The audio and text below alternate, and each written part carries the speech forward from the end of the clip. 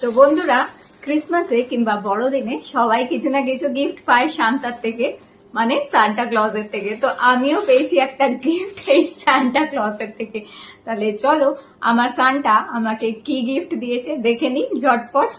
দারুণ কাজের একটা জিনিস দিয়েছে, বলেছে নাকি আমার খুব কাজে লাগবে এই জিনিসটা। তাহলে চলো দেখি সান্টা আমাকে এই ক্রিসমাসে কি গিফট দিয়েছে। তো আগে এটা খুলি। অলরেডি আমি এটা খুলে দেখেছি, তো আমি তোমাদের দেখাতে, কারণ সান্টা দিয়েছে আমি সকালবেলা উঠেই খুলে নিয়েছি। এটা আমার আর তস হয়েছিল না যে কি গিফট দিয়েছে আমি দেখবো। তো চলো তোমাদেরও দেখাই, তবে এটা আগে আনবক্সিং করি। খুলি র্যাপটা আমি আবার থেকে।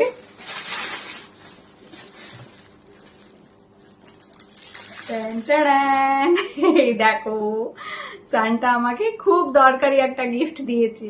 চলো দেখি এটা কি এবং কি কাজে লাগে। তো বন্ধুরা দেখো, এই গিফটটা আমি পেয়েছি। এটা হচ্ছে Agaro regency multi cook Kettle. এটাই শুধু জল গরম না, এটা সব কিছু করতে পারবে, সমস্ত রান্না এর মধ্যে করা যেতে পারে। তো চলো বক্সটায় দেখি আগে কি আছে। বক্সটা খুলেই সবার প্রথমে দেখছি একটা ম্যানুয়াল রয়েছে।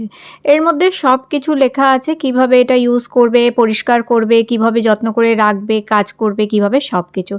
একটা গ্লাস লিড পাচ্ছি, একদম ফ্ল্যাট গ্লাস লিড, তার মধ্যে একটা হোল আছে যেখান থেকে স্টিম বেরোয়, এবং খুব সুন্দর একটা ধরার একটা হ্যান্ডেলও রয়েছে।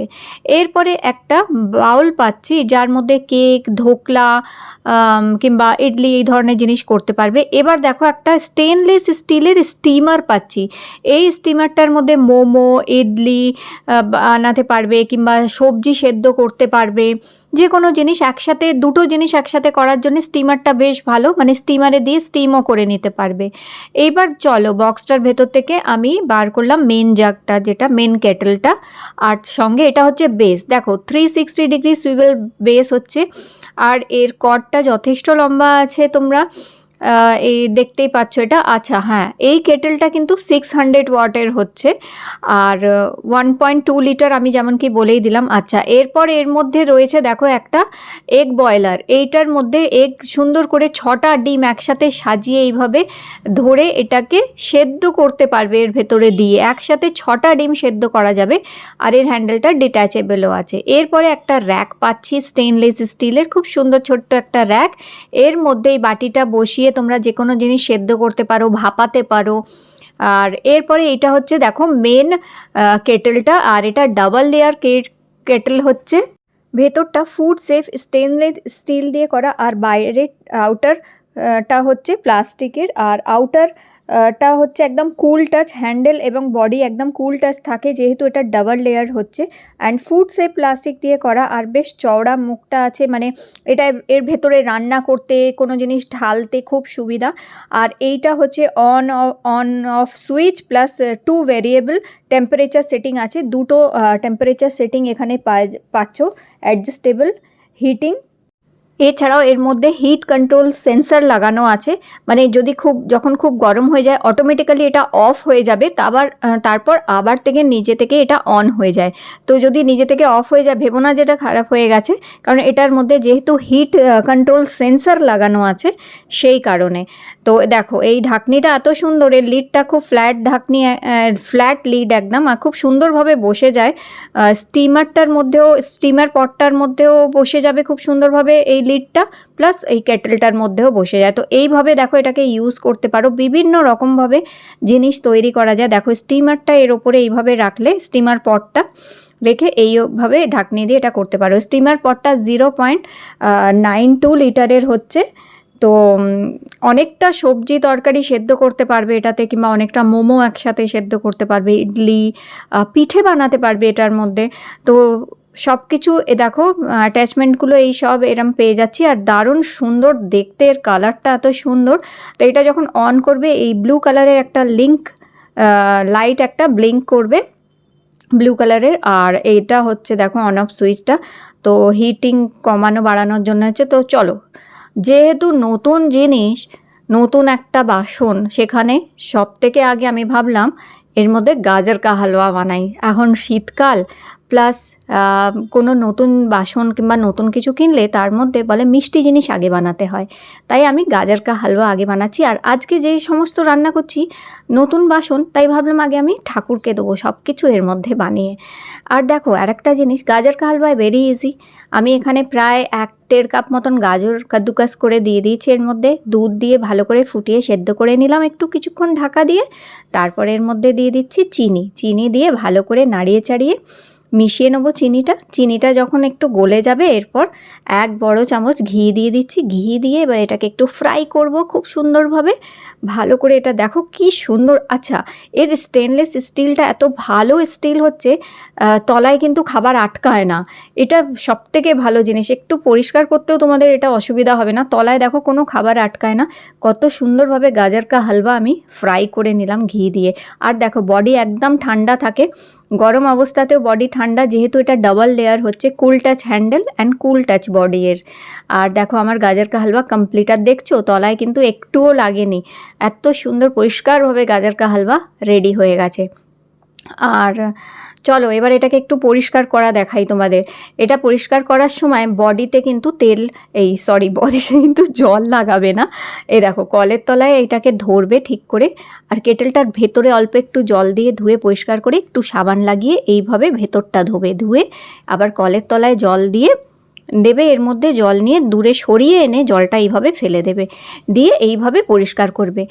এই যে কেটেলটার নিচের দিকটা যেখানে কি পাওয়ারটা, ইলেকট্রিক পাওয়ারটা সকেটটা আছে, সেই জায়গায় যেন জল না লাগে। আর এর যে নবটা আছে, নবটা সেখানটা যেন জল না লাগে। এবার শুকনো করে একটি কাপড় দিয়ে ভালো করে মুছে নেবে। এরপর চলো একটু মোমো বানাই। এখানে সব সবজিগুলো আমি কেটে নিয়েছি ভালো করে, আর একটু নুন মাখিয়ে রেখে দিয়েছিলাম, তো একটু জল বেরিয়ে গেছে। তো আমি এরই যে স্টিমার পটটা, ওর মধ্যেই দেখো, স্টিমার পটটা অনেক রকম কাজে লাগে, জল ঝরানোর কাজেও লেগে যাবে এটা। তো যাই হোক, আমি একটু নুন মাখিয়ে সবজিগুলোই রেখে দিয়েছি, বাঁধাকপি এই সমস্ত সবজিগুলোই দিয়েছি।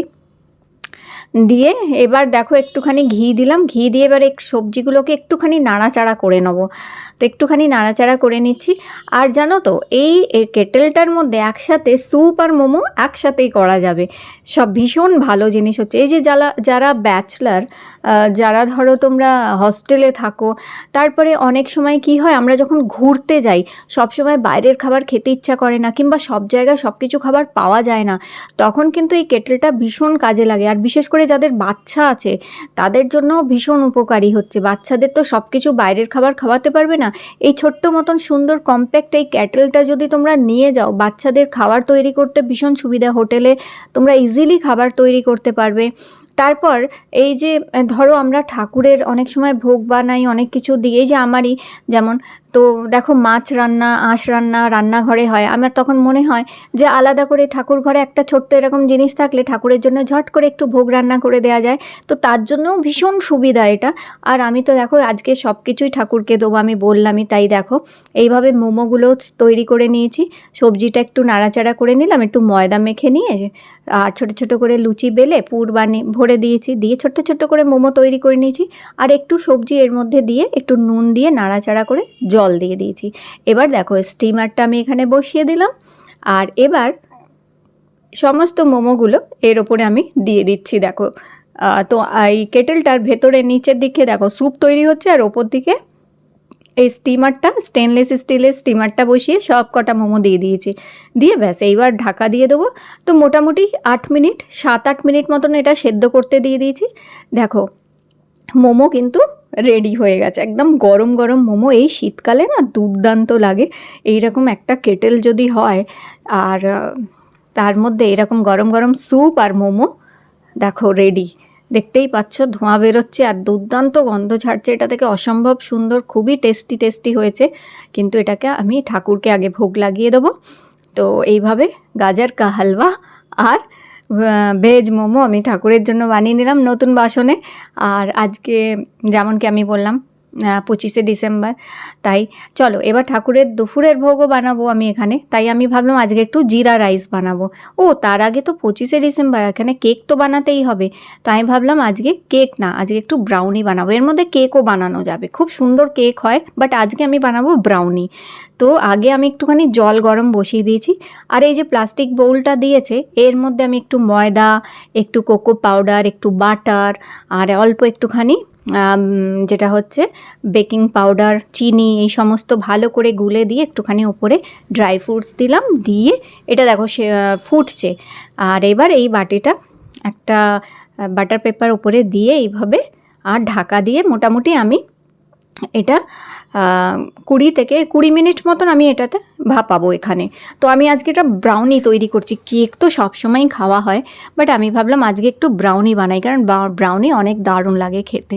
তো দেখো মোটামুটি আমার এখানে 20 মিনিট মতন সময় লাগলো, আর একদম পারফেক্ট আমি 2 কাপ মতন জল দিয়েছিলাম। খুব সুন্দর ব্রাউনি কিন্তু তৈরি হয়ে গেছে, একদম সফট ফ্লাফি কি সুন্দর একটা ব্রাউনি, গরম গরম ব্রাউনি তৈরি হয়ে গেছে, দেখতেই পাচ্ছ। তো ব্যাস একদম, দাঁড়াও, এটা প্রচণ্ড গরম আর দেখতে কি দুর্দান্ত লাগছে, আর খেতে অসম্ভব টেস্টি হয়েছিল।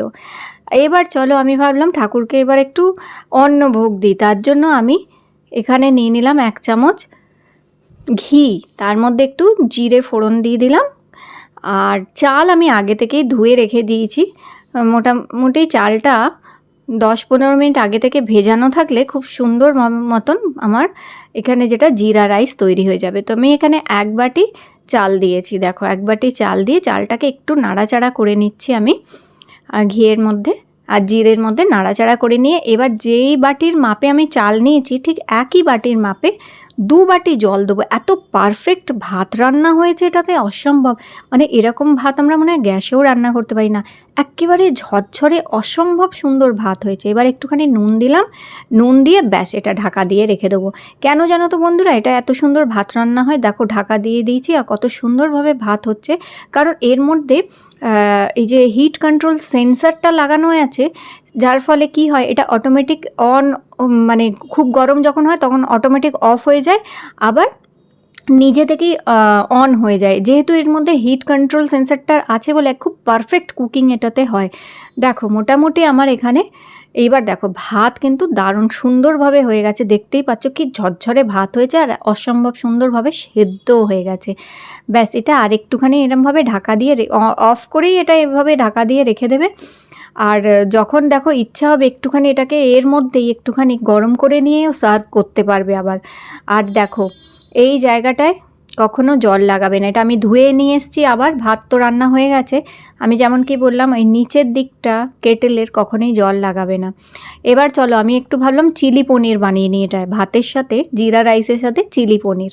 তো এখানে ক্যাপসিকাম কুচি কুচি করে দিয়ে দিয়েছি, একটু বড় বড় করেই কেটেছি ক্যাপসিকামটা। আর 1 চামচ আমি এখানে ঘি দিয়েছি, দিয়ে এই সাদা তেল দিয়েছি, সাদা তেলের মধ্যে ক্যাপসিকামটা নাড়াচাড়া করে নিলাম। আর 1 চামচ আমি আদা দিয়েছি, এখানে আদা বাটা দিয়ে এবার একটু নুন দিচ্ছি, দিয়ে এবার একটু ক্যাপসিকামটা নাড়াচাড়া করে নিয়ে এখানে হলুদ গুঁড়ো, লঙ্কা গুঁড়ো আর গরম মশলা গুঁড়ো দিয়ে দিয়েছি, দিয়ে এবার এইগুলোকে খুব ভালো করে নাড়াচাড়া করে নিচ্ছি। ভালো করে মশলাটা একটু ভেজে নিলাম এর মধ্যে। আর এখানে দেখো পনির কুচি করে দিয়ে দিয়েছি, দিয়ে এবার একটুখানি কিছুক্ষণ আমি ঢাকা দিয়ে রাখবো যাতে মশলাটা পনিরের সাথে ভালো করে মজে যায় একটু, আর একটু ফ্রাইও হয়ে যায়। এই সময় আমি একটুখানি এর মধ্যে দিয়ে দিলাম চিনি, মিষ্টি, একটু সামান্য একটু মিষ্টি দিয়েছি, যেহেতু নিরামিষ তরকারি করব তাই সামান্য একটু মিষ্টি দিলাম। এবার 1 কাপ মতন জল দিলাম, আর 2 চামচ আমি এখানে টমেটো সস দিয়ে দিচ্ছি। এটা নিরামিষ টমেটো সস হচ্ছে, উইদাউট অনিয়ন গার্লিক। দিয়ে ভালো করে এটাকে নাড়াচাড়া করে নিচ্ছি, মিশিয়ে নিলাম, নিয়ে ব্যাস এটাকে ফুটিয়ে নেবো ভালো করে। তো এখানে এটা কিছুক্ষণ ফুটিয়ে নেবো। আর হ্যাঁ, এটা কিছুক্ষণ থাকলে আবার গ্রেভিটা একটু ঘন হয়ে যাবে, তাই খুব বেশি এটাকে ফুটিয়ে আমি শোকাবো না, কারণ এটা যখন একটু ঠান্ডা হবে এই পনিরগুলো আবার সব টেনে নেবে। সেই জন্য এটাকে মোটামুটি আমি 2-3 মিনিট একটু ফোটালাম। দেখো আমার এখানে চিলি পনির একদম রেডি হয়ে গেছে। তো দেখো এখন একটা ঝোল লাগছে, বাট এটা কিন্তু টেনে যাবে, যেই ঠান্ডা হবে সমস্ত জলগুলো কিন্তু টেনে যাবে, গিয়ে ঘন হয়ে যাবে এটা। তো দেখো এখানে আমার জিরা রাইস আর চিলি পনির তৈরি করে নিলাম এই মাল্টি কেটেলটাতে। তাহলে তোমরা দেখতে পাচ্ছ এটা কত ভালো হচ্ছে। এটাতে সব কিছু, আমি স্টার্টার রান্না করলাম, ডেজার্ট রান্না করলাম, আবার মেন কোর্সও রান্না করে নিলাম। আর হ্যাঁ, বেসটা জাস্ট তোমরা একটুখানি কাপড় দিয়ে মুছে, শুকনো কাপড় দিয়ে মুছে পরিষ্কার করে নিতে পারো এইভাবে। আর দেখো ঢাকনি কিংবা অন্যান্য যে অ্যাটাচমেন্টগুলো দিয়েছে সেগুলো তোমরা এইভাবে ভালো করে সফট স্পঞ্জ দিয়ে ধুয়ে পরিষ্কার করে নেবে। দেখো এইভাবে লিডটা, বোলটা, তারপরে ধরো এই স্টিমারটা এইভাবে সফট স্পঞ্জ দিয়ে দেখো সুন্দরভাবে আমি পরিষ্কার। আর সবথেকে ভালো, যেহেতু এর স্টিলটা খুব ভালো, তো যার জন্য কোনো জিনিস ওই যে পুড়ে যাওয়া, আটকে যাওয়া এইসবগুলো হয় না, এত সুন্দরভাবে পরিষ্কারও হয়ে যায়, এতে পরিষ্কার করাও ঝামেলা না। দেখো কত সুন্দর পরিষ্কার হয়ে গেল। চলো মেন কেটেলটা এবার পরিষ্কার করি। এই দেখো কিছুই না, অল্প একটু জল দেবে আগে, হাত দিয়ে এটাকে এইভাবে পরিষ্কার করবে। তারপরে সাবান নেবে স্পঞ্জের মধ্যে, স্পঞ্জ যে এগুলো পাওয়া যায় বাসন ধোয়ার, ওর মধ্যে একটু সাবান দিয়ে হালকা করে এইভাবে ধুয়ে পরিষ্কার করে নেবে। যেহেতু এর মধ্যে খাবার খুব একটা আটকায় না, সেই জন্য এটা পরিষ্কার করা কোনো অসুবিধে নেই। এরমভাবে ভেতরে দেখো জল নেবে, এইভাবে দূরে সরিয়ে এনে কলের থেকে এইভাবে হাত দিয়ে ধুয়ে পরিষ্কার করে নেবে। দেখো এইভাবে, ব্যাস। কলের তলায় কখনো, রানিং ওয়াটারে কখনো এটা তলায় ধরবে না, এইভাবে হাত দিয়ে বাকিটা মুছে পরিষ্কার করবে। এই জায়গাটা জল লাগাবে না, আর এই নবটাতেও জল দেবেন, জল মানে কলের তলায় ধরে জল দেবে না একদম। এইবার শুকনো কাপড় দিয়ে ভালো করে মুছে পরিষ্কার করে আবার এটা ইউজ করার জন্য রেডি। আর যখন রাখবে শুকনো করে পরিষ্কার করে শুকিয়ে নিয়ে তারপর এটাকে রেখে নেবে। তো দেখো ব্যাস, আবার রেডি হয়ে গেল। এটা সুন্দরভাবে মুছে পরিষ্কার করে নিলাম আমি, এবং ভেতরটা এবং বাইরেটাও পরিষ্কার করে নিয়েছি। তাহলে বন্ধুরা, দারুণ জিনিস না? আমাকে সান্টা ক্লজ কিন্তু দারুণ জিনিস দিয়েছে এইবারে। তো আমার ভীষণ পছন্দ লেগেছে। তোমাদেরও যদি ভালো লেগে থাকে, এটা লিঙ্ক থাকবে ডেসক্রিপশন বক্সে, অবশ্যই ট্রাই করে দেখো। ভিডিও ভালো লেগে থাকলে লাইক দিও, আর চ্যানেল সাবস্ক্রাইব করে রেখো।